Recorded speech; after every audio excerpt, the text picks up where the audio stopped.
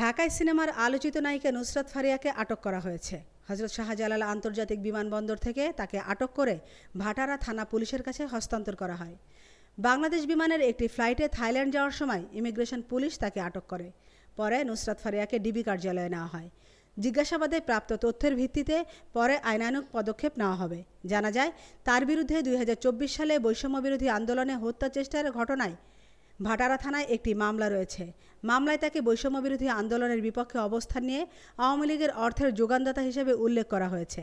এর আগে নুসরাত ফারিয়াকে আটকের বিষয়ে ডিএমপির অতিরিক্ত police commissioner S N. Mohammad Nazrul Islam জানান, তার বিরুদ্ধে যেহেতু ভাটারা থানায় বৈষম্যবিরোধী আন্দোলনের মামলা রয়েছে, সেজন্য ইমিগ্রেশন পুলিশ তাকে আটকে দেয় এবং ভাটারা থানায় হস্তান্তর করে। আমেনা ইসলাম, নিউজ ডেস্ক, আজকের সংবাদ।